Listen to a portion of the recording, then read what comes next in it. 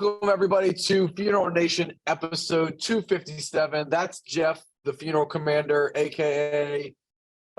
Uncle Eddie. Merry freaking Christmas, everybody. Depending on when you watch this, it may be before Christmas or maybe after Christmas. If it's after, hope you had a freaking great Christmas. Yeah, and happy Hanukkah to our friends of Jewish faith. That's going on as we speak. And Christmas is coming up.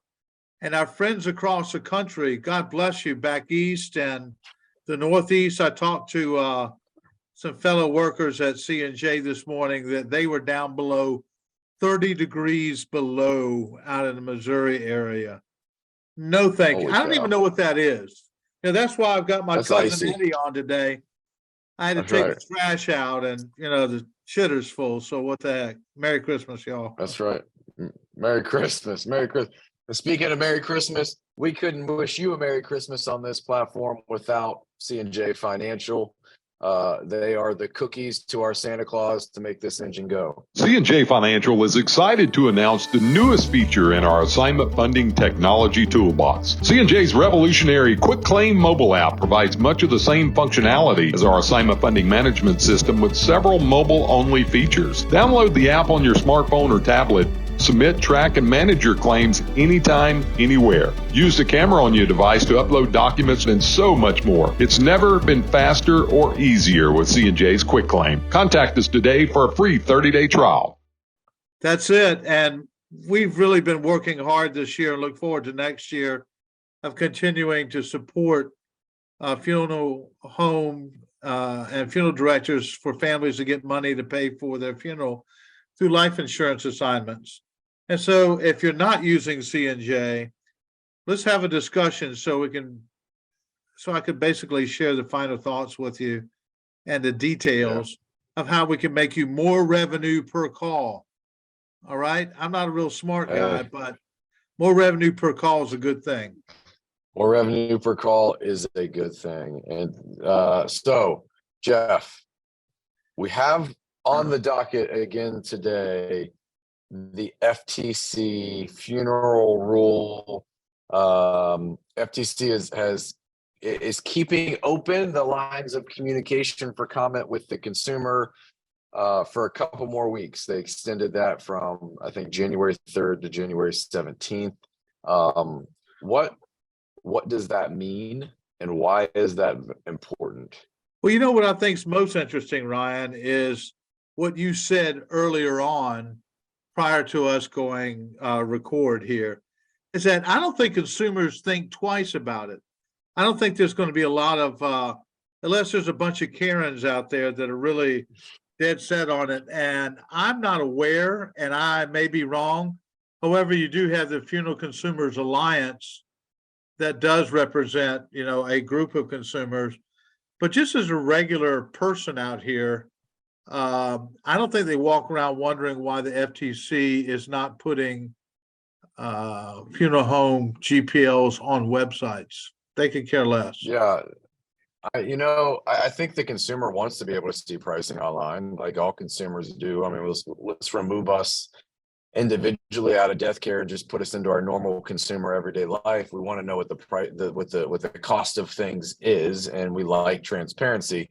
But I don't know, you in your career throughout death care have spoke to tens of thousands of consumers, as have I. I don't think I've ever talked to a consumer that even knows that there's a funeral rule that exists. So therefore, I don't know what keeping the lines open for comments from the consumer, I don't know how consumers are finding out that that's even a possibility. But I do think that if you polled consumers, I'm going to say the majority of consumers probably would like to see pricing online. Again, you and I have both been very open that we think pricing being visible online is a good thing for the profession. But at the end of the day, I did some recon for a project that we're working on, and I went and I pulled GPLs off of funeral home websites that had GPLs available. And most funeral home websites have a GPL available already to be able to be downloaded.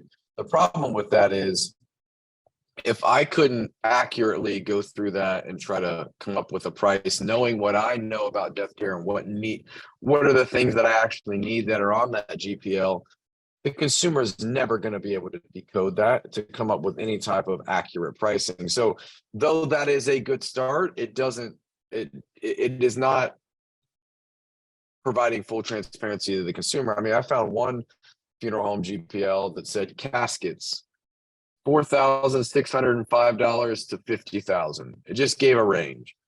What does that mean to the consumer? How are they supposed to get accurate pricing? Right. Well, actually, Ryan, I agree with you. You know, getting the GPL is one thing. Understanding it is a whole different ball game. So and that's what I've said all along, even if it's posted on a website, most consumers can't navigate through what it means on the GPL for charges. Actually, the regulation for the FTC is a list for caskets. You have to have a casket price list in the room. However, the general price list says we have them from 4,000 to 50,000 or whatever that number is. And so the responsibility of the funeral home, or excuse me, the funeral director, is to provide the casket price list that's more in detail, or at least make it available. Same thing with outer burial. But you're right. I mean, if that may be fun sometimes, is maybe have a guest on, give them a GPL and tell us how much a funeral is. Yeah. To guess, we started doing something with connecting directors and our Instagram and TikTok content where one of our content creators on our team lives in Nashville, has a roommate. He's been asking the roommate just various questions related to death care, like what is a burial vault? The roommate doesn't have a clue about anything in death care, and he's going, okay, if I'm going to guess, like a burial vault is like a big drawer in a funeral home that you pull out that holds dead bodies, or maybe it's just like a great big concrete thing that goes in the ground that holds a lot of bodies. Like, is that a vault? Like, but in all honesty, doesn't really understand the difference between a morgue and a funeral home. And so, but that's the consumer. If his parents passed, he's the one holding the bag to go plan the funeral and have the conversation. And we've got a really uneducated consumer out there, but we have more information readily available at our fingertips than ever. We just need to make sure that the death care profession is involved in providing that information so it's correct. Sure, we should lead the narrative. Every funeral home in the country should be leading the narrative to explain what their prices are, how they're created. Just like the basic service charge. The basic service charge is interesting, and it's required basically to be on the general price list. However, there's a lot of funeral homes I've seen, and again, I've been shot at, y'all, but this is the truth, and you know it, that you have a basic service charge for burial and basic service charge for cremation. And in the basic service charge for cremation, it adds all these things in there. Bottom line is you're looking for your overhead, but on cremation is cramming other stuff to it. So in essence, if I were a consumer, I would say, hey, look, I want to pay the cremation basic service charge. It's less, and it includes a transfer, from place of death to the funeral home most of the time. And it includes all the paperwork, includes everything.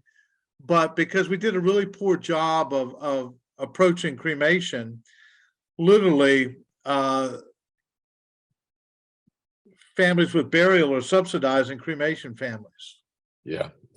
It's wild. It's wild.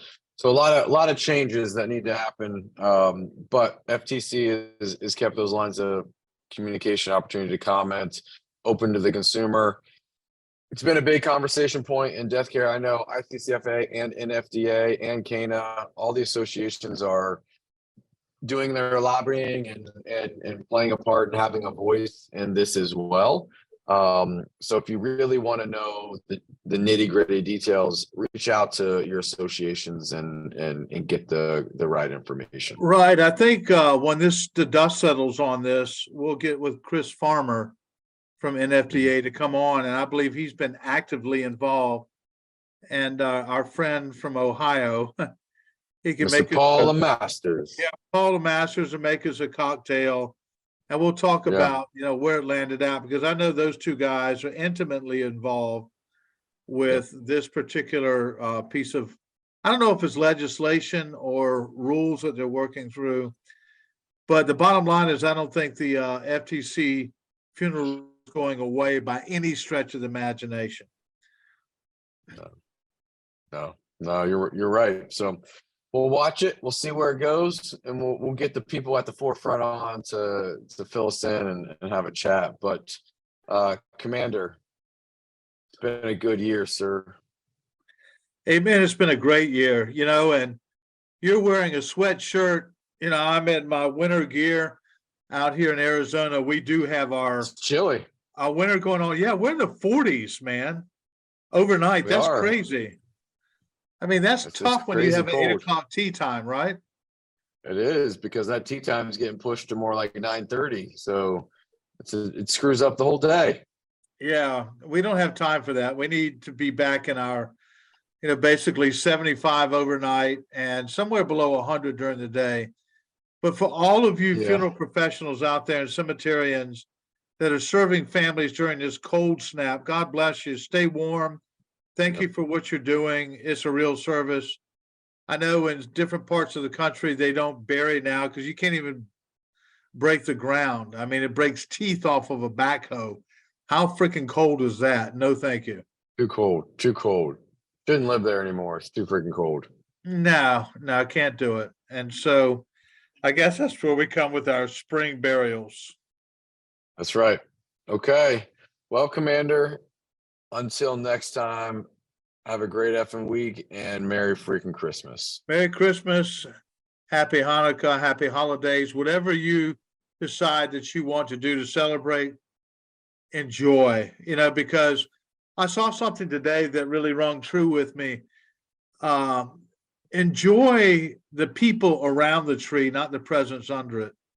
And in our That's good. profession, That's you good. just don't know from year to year who's going to Yeah. be here. And so literally, this is a great time, no matter what you believe or how you believe, but when you celebrate the lives of the people that are with you, still love you, and you have the opportunity to show them how much you love them.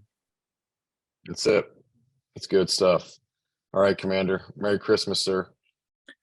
Merry Christmas. I got to get back outside in that drain. It's bad here. The neighbors are fussing.